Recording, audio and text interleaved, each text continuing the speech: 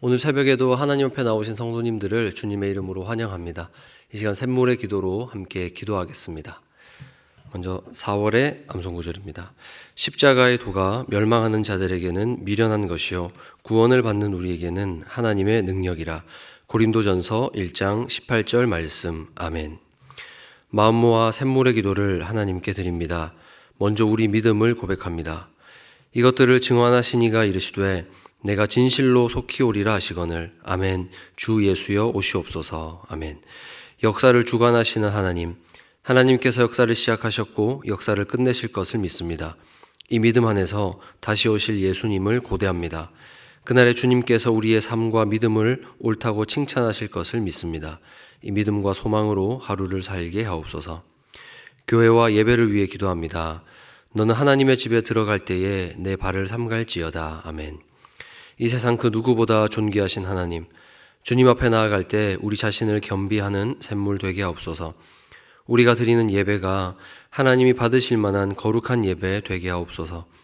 샘물의 모든 모임과 교제가 하나님의 눈을 의식하며 진행되게 하옵소서. 샘물이 모이고 흩어질 때마다 하나님께는 영광이 되고 서로에게는 사랑과 덕을 끼치게 하옵소서. 목장과 성도들을 위해 기도합니다. 또 산을 옮길 만한 모든 믿음이 있을지라도 사랑이 없으면 내가 아무것도 아니오. 아멘. 우리를 사랑하시되 끝까지 사랑하신 예수님, 샘물의 목장이 모일 때 서로 극진히 사랑하게 하옵소서. 사랑할 만한 사람만 품는 세상의 방식이 아니라 서로를 끝까지 책임지는 예수님의 사랑을 하게 하옵소서. 특별히 연약한 지체를 위해 기도하게 하시고 그들의 필요를 넉넉히 채우는 목장 되게 하옵소서. 다음 세대와 청년을 위해 기도합니다. 여호와께서 요셉과 함께 하심으로 그가 형통한 자가 되어. 아멘. 복의 근원 되신 하나님, 샘물의 다음 세대가 하나님의 복을 사모하게 하옵소서. 어떤 상황에서도 하나님을 주인으로 섬기게 하옵소서. 샘물의 청년들을 위해 기도합니다. 복음의 말씀 앞에 결단한 대로 시간과 물질을 쓰는 청년들이 되게 하옵소서. 우리를 피폐하게 만드는 시대를 거스르는 자들, 사는 대로 생각하지 않고 생각한 대로 사는 청년들 되게 하옵소서. 나라와 선교를 위해 기도합니다. 하나님이 지으신 모든 것을 보시니 보시기에 심히 좋았더라. 아멘.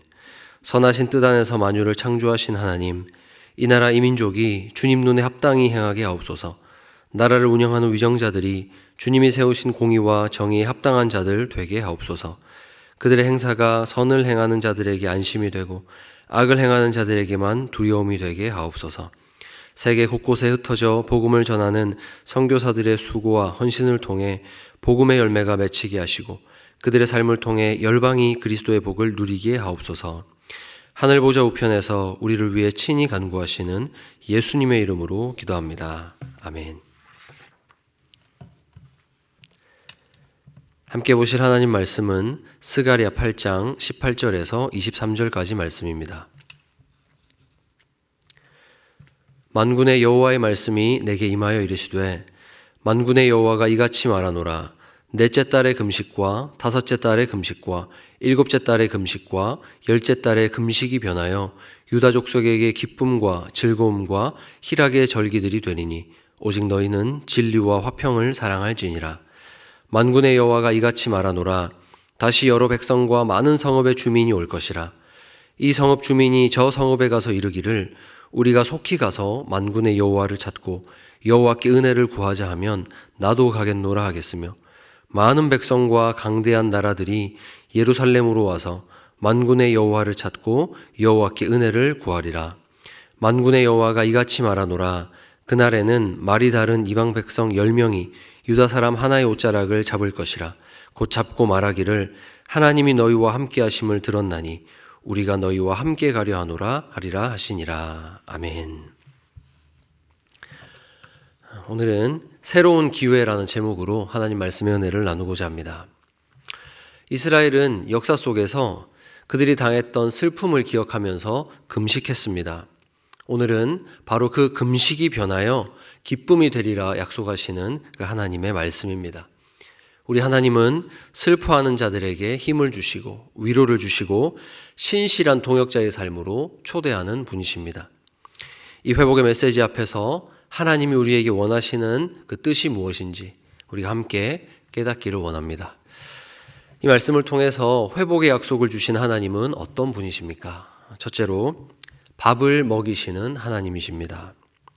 여러분, 금식은 말 그대로 이 음식을 먹는 행위를 중단하는 것입니다. 이스라엘은 역사 속에서 큰 슬픔을 당할 때 오늘날 우리가 조기를 걸듯이 그렇게 금식했습니다. 오늘 본문에 보시면 이 금식은 이스라엘의 멸망과 관련이 있는 겁니다. 넷째 달은 성벽이 파괴된 것을 아파하는 달이고, 다섯째 달은 성전과 왕궁이 불탄 것을 기억하며 아파합니다. 그리고 일곱째 달에는 이 남은 자들의 총독이었던 그다랴가 암살당했던 것을 슬퍼하고, 그리고 열째 달은 느부갓네살에게 예루살렘이 포위되었던 것을 아파합니다. 역사를 되돌아보면서 그 사건이 일어났던 그 달에 아파하면서 금식하는 것이죠. 이렇게 약 70여 년의 시간이 흐르는 동안 이스라엘은 아파하며 음식을 먹지 않았습니다. 그때 하나님의 말씀이 들려온 겁니다. 바로 이 회복의 말씀. 이 말씀이 들리자 그 달에 한 날을 정해서 금식하던 이스라엘 백성들이 이제 먹을 수 있게 되는 겁니다. 여러분, 이 회복의 말씀이 우리 또한 먹게 합니다. 죄로 심판을 받고 나라가 망한 때에는 울어야 하지만 회복의 말씀이 들려올 때는 그 모든 슬픔을 걷어내고 먹는 것이 우리에게 합당한 반응입니다. 사랑하는 여러분, 우리 성도들에게 기쁨의 날, 먹는 것을 회복하는 날이 언제입니까? 바로 하나님이 응답하시는 때입니다. 우리의 회복은 하나님의 말씀에 달려 있다는 것을 오늘 성경이 증거하고 있습니다. 하나님이 여전히 우리의 곁에 계시고 그분의 말씀이 들리면 모든 슬퍼했던 사람, 금식했던 사람은 그 금식을 마치고 식사할 수 있는 겁니다. 그러므로 금식의 완성은 식사라고 저는 생각합니다. 그러므로 하나님의 백성은 하나님의 약속 때문에 먹을 수 있는 사람. 여러분, 사실 스가랴가 예언하던 때는 온전한 회복은 없던 때입니다. 기대했던 회복과는 여전히 거리가 먼 그런 암울한 상황이었지만 하나님께서 약속하실 때 이 약속의 말씀으로 우리는 기뻐하는 겁니다. 여러분, 우리가 살면서 이런 것을 경험할 때가 있죠. 정말 내 눈앞에 고난이 아직 끝난 것이 아닌데 여전히 내 삶은 고단한데 어느 날 하나님의 약속의 말씀이 들려오는 겁니다. 그러면 삶이 변하지 않아도 우리 삶 깊은 곳에서부터 기쁨이 회복되는 것을 경험하게 됩니다. 하나님으로부터 오는 큰 위로를 받고 새 힘을 얻어서 다시 세상으로 나가는 그런 경험들을 오늘 성경이 말하고 있습니다. 여러분, 그래서 우리에게는 말씀이 우리에게 힘이요 생명이라는 것을 고백하지 않을 수가 없는 것 같습니다.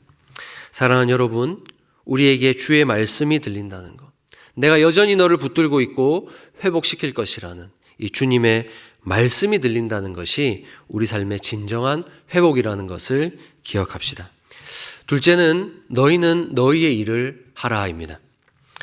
여러분, 이스라엘이 다시 먹는 이유는 일을 해야 되기 때문입니다. 이스라엘의 진정한 회복은 이제 새로운 음식을 먹고 힘을 얻어서 하나님의 백성답게 다시 한번 살 수 있는 기회를 얻었다는 데 있습니다. 비록 폐허가 되었지만 그 땅 위에서 다시 한번 하나님의 백성답게 살아볼 수 있는 기회, 먹고 힘을 내어야 할 수 있는 일입니다. 그래서 하나님께서는 회복은 내가 시킬 테니까 너희는 너희의 일을 하라라고 말씀하십니다. 오늘 본문 19절입니다. 오직 너희는 진리와 화평을 사랑할지니라. 이 말씀은 하나님이 하나님 일을 하실 때 그 백성은 마땅히 그분의 백성으로서 해야 될 일을 하라라는 뜻입니다. 누가 봐도 이 나라는 하나님이 다스리시고 그 백성이라 여김받는 그 부름에 합당한 사람들이 그 땅에서 살아간다라는 것을 보여주라라는 하나님의 뜻입니다. 그러니 이 말씀대로라면 하나님의 백성들은 하나님이 이 땅을 다스리신다, 이것을 보이도록 하는 삶으로 초대받은 사람이라는 것을 알 수 있습니다. 그것이 바로 진리와 화평을 사랑하는 삶입니다. 여러분, 진리와 화평을 사랑하는 삶, 조금 추상적일 수 있는데요. 우리 삶을 어떻게 살 수 있을까요? 특별히 진리와 화평, 이것은 이스라엘 사회에서 재판에 관련된 단어입니다.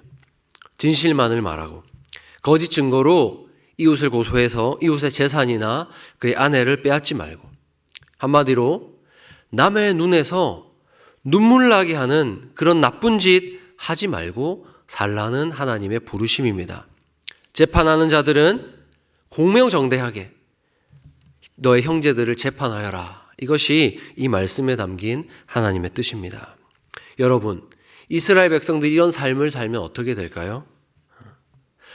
그 땅으로 들어오는 누구라도 그 백성들의 삶을 보면서 이 나라의 왕은 정말로 진리와 화평을 사랑하는 왕이구나, 그런 나라구나라는 것을 고백하게 됩니다. 하나님은 바로 이런 삶으로 우리를 초대하시는 겁니다. 그게 바로 하나님이 원하시는 화평, 곧 샬롬이 이루어지는 세상입니다. 지금까지 금식하고 있던 이스라엘 백성은 이 화평할 수 있는, 진리 위에 설 수 있는 율법이 없어서 망한 것이 결코 아닙니다. 말씀은 있었지만 그에 합당한 삶이 없어서 망했습니다. 미가서 6장 7장 9절이 이 말씀에 대한 답이 된다고 믿습니다. 내가 무엇을 가지고 여호와 앞에 나아가며 높으신 하나님께 경배할까 고민하는 것입니다.